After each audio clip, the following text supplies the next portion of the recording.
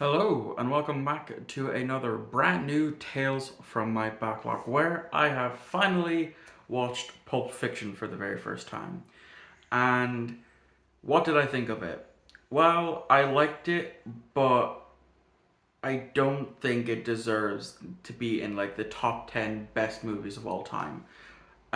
It for me, it doesn't even crack the top 50 for my favorite movies. But I liked it. I liked that it was telling one big story, but with three different main characters of sorts. It starts off with John Travolta's character, and we see, uh, you know, stuff that happens with him, but it's also intertwining with Samuel L. Jackson's character as well as Bruce Willis's character. And then after the first 40 minutes or so of the movie, again goes on to Bruce Willis's story, and then the ending to the movie, the last 20 minutes or so, is Samuel L. Jackson's character.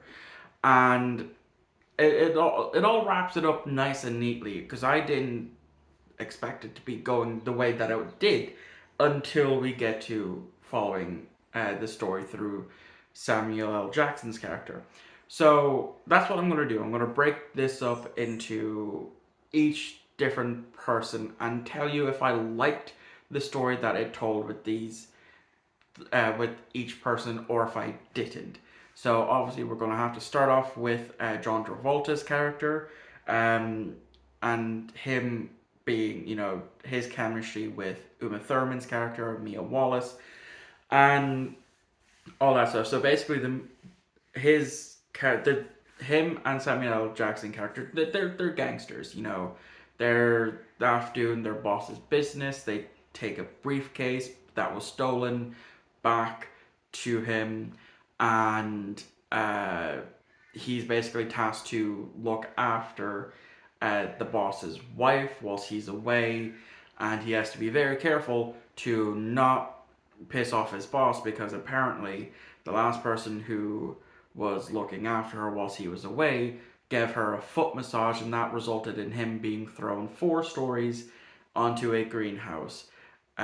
So he is trying to be careful. So he takes her out to dinner in this 50s diner sort of thing. And they're just talking, the get to know you stage. And then they dance. And my god, did I not like the dance scene. Especially with Uma Thurman. Like, I know I can't dance because I have no rhythm, but as I was watching that dance scene with Uma Thurman, I was just like, wow, that is really bad. I just did not like her dancing whatsoever. It just was all over the place. It's like you would hit her with a taser, and that's her spasms were her dancing to me anyway. Then of course they go back to their place, and then she ends up almost ODing and stuff like that. That bit I did like. The only thing that I did not like from the Mia Wallace side to the story of this movie is the dance scene. That's the only thing I didn't like. I like the lead up to it, in the beginning, which we'll get to when we follow through with Sam Jackson, and then the date aspect of it, them going the $5, milkshake and all that. That was pretty good. Dancing, not so much. And then of course her ODing and him freaking out. That was pretty good. I really enjoyed that. Um, so yeah, now we move on to a bit that I really did not like.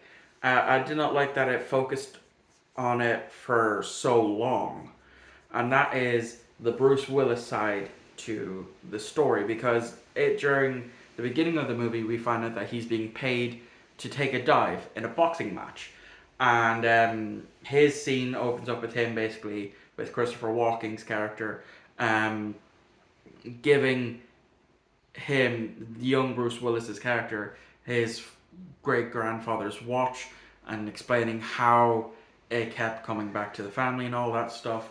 I thought that was interesting. It was an interesting story. And then we find out that Bruce Willis did indeed not take the dive. He ended up actually killing his opponent, and because he was paid off by a mob boss, he had to then go on the run. And then when it turns out that his partner, who I did not like her whatsoever, um, forgot his watch. He then has to go back to get it, and when he does, he grabs it. He goes to make some breakfast when he notices a gun, and then just as he picks up the gun, he hears the toilet flush, and out pops John Travolta's character, who then immediately gets murked off, which surprised me. I'm not gonna lie, that bit surprised me because the way Pulp Fiction was built up to me was his character was going to be throughout the entire movie. The same with Uma Thurman's Mia Wallace character, but no, that's not how things go.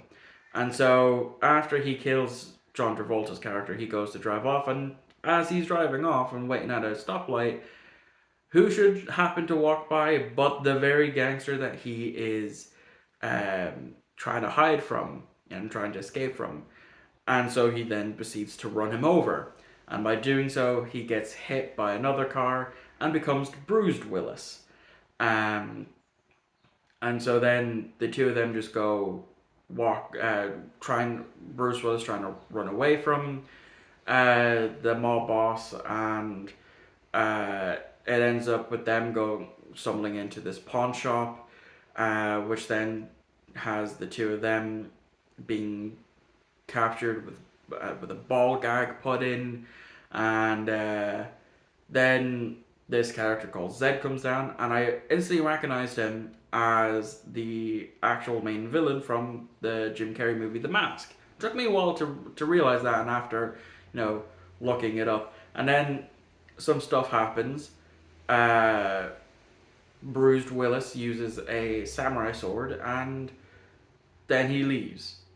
Uh, and that's his side of this story. And like I said, I just did not like it. I did not like that it spent so long on it.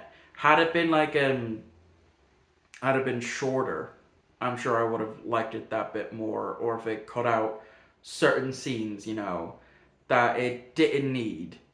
And then we got into my actual favorite part of the movie, and that's following Sam Jackson's character. Because then we go all the way back to the beginning, which was something I didn't expect. They the person that they bring, who I forget his name is, but he basically John Travolta's character accidentally shoots him in the head. The gun goes off. Fun fact about that actor, the guy who gets his brain blown off, he's actually a prolific voice actor. He has done a lot of voice work. He's more the one that's off the top of my head that he is. His actor's name is Phil Lamar. He's the voice actor for Hermes in Futurama. So yeah, that's just a little nugget of information that I have about this movie. Um, anyway, yeah, then it goes all the way back to the beginning, and because the opening scene to this movie is these two couple um, talking about how they want to rob this restaurant because they've robbed banks and all that stuff, and it's a really good scene. Seeing how uh, Samuel L. Jackson's character of Julius, man or Jules, I think it is. I can't remember.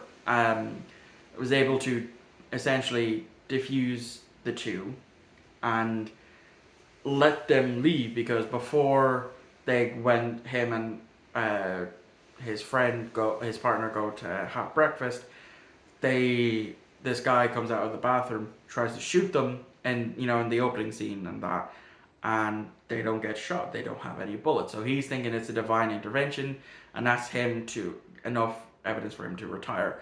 So that's essentially Pulp Fiction. So as I said, it's a good movie. I really enjoyed it. There were parts that I enjoyed more than others.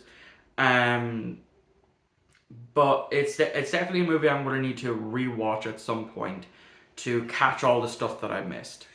Um, but it's definitely a good movie. I'm glad that I've actually finally watched it. It's not as good as all the film bros say it is. It's it's good, just not top 10 worthy, in my opinion. And well, that's going to wrap up this review. So thank you all for watching. I hope you enjoyed. I'll see you all on Monday for the start of my trilogy reviews, which means I have to now watch through Star Wars the original trilogy because I decided to make up for a review I'd done early on this year for my 200 subscriber special that quite a few people did not like. So I'm going to give it another shot. But before I even get to Empire Strikes Back, I have to start with probably my favorite of the trilogy, that being A New Hope. So I'll see you all on Monday for my New Hope review.